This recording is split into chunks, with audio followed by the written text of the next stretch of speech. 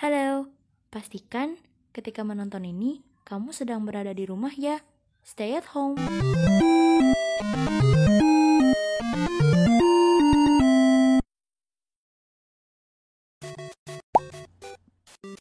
Titrasi bebas air adalah suatu titrasi yang tidak menggunakan air sebagai pelarut, tetapi digunakan pelarut organik seperti alkohol, eter, atau pelarut-pelarut organik lain, karena senyawa tersebut tidak dapat larut air.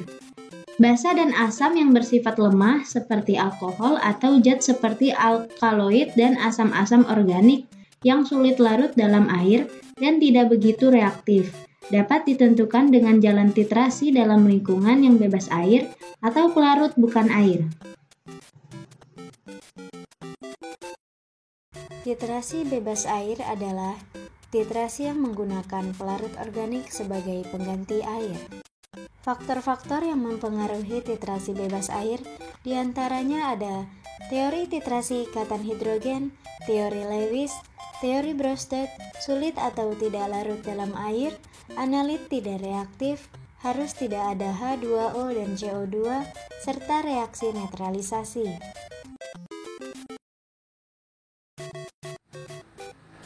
Pelarut titrasi bebas air yang pertama protofilik ialah pelarut bersifat basa yang dapat memberikan proton atau menaikkan ionisasi asam lemah dengan menggabungkan proton yang dimiliki. Contohnya piridin.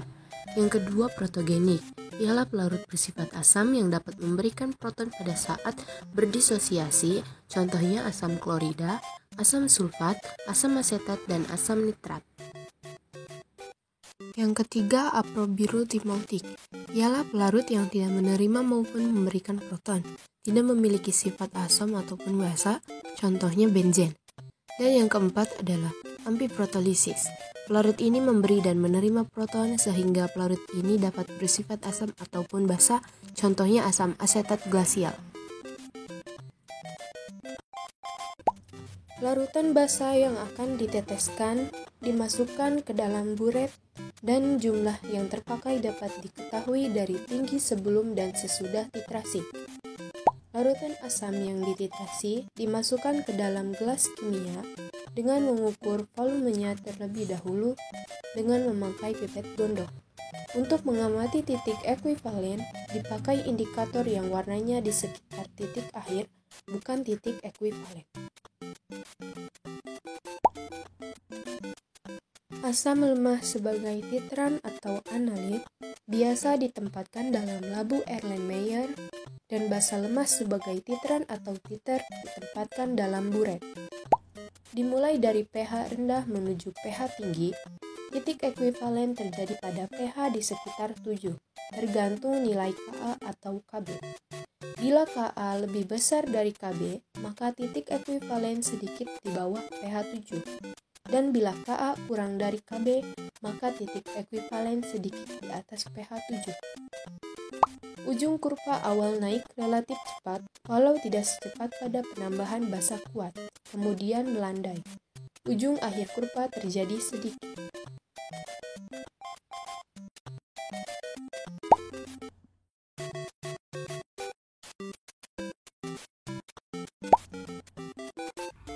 Indikator diperlukan untuk mengetahui titik akhir titrasi, karena indikator bereaksi dengan H+ atau melepaskan H+ dengan disertai perubahan warna, di mana perubahan warna ini sangat tergantung pada jenis sampel yang digunakan.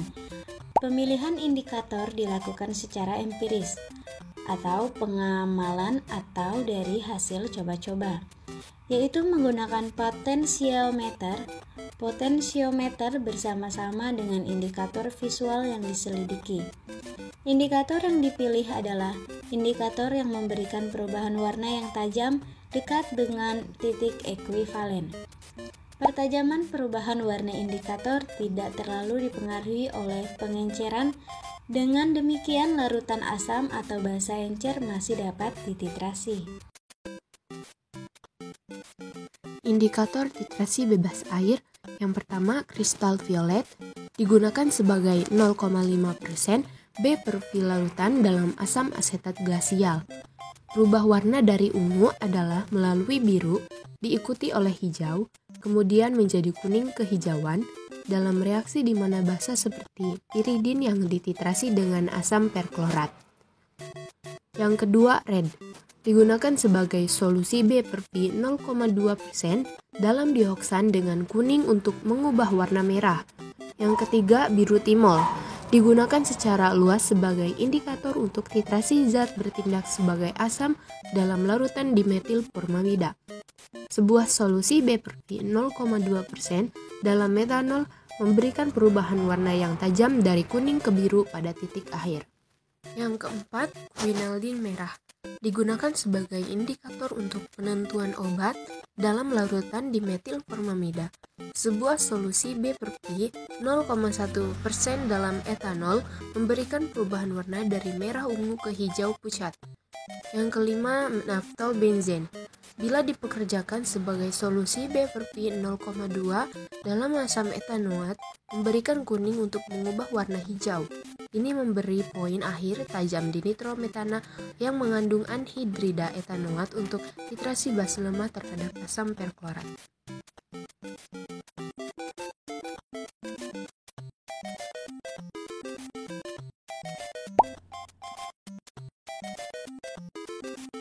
Titrasi bebas air asam-asam lemah.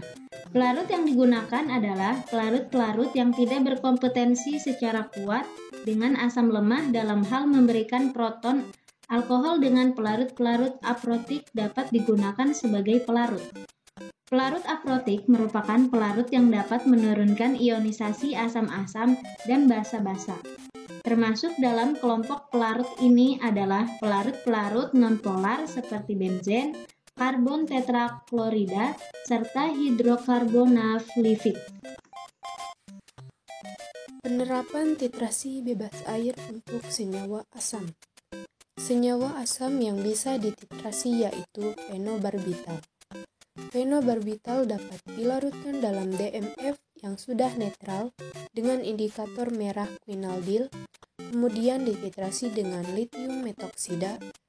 Titik akhir tercapai dengan terjadinya perubahan warna dari pink menjadi tidak berwarna. Titrasi bebas air basa lemah. Asam asetat merupakan penerimaan proton yang sangat lemah, sehingga tidak berkompetensi secara efektif dengan basa-basa lemah dalam hal menerima proton. Hanya asam yang sangat kuat yang mampu memprotonasi asam asetat. Penerapan titrasi bebas air untuk senyawa basa. Contohnya mifin HCl, merupakan contoh senyawa yang bisa dititrasi. Morfin HCl dilarutkan dalam Hg asetat, ditambahkan indikator, dan dititrasi dengan asam perklorat. Obat sulfa SO2NH sebagai asam dengan alkali metoksida sebagai basa dalam pelarut benzen metanol atau difenil formamida. Basa lemah seperti amina, asam amino, dan asam lemah dalam asam asetat glasial dengan asam perklorat.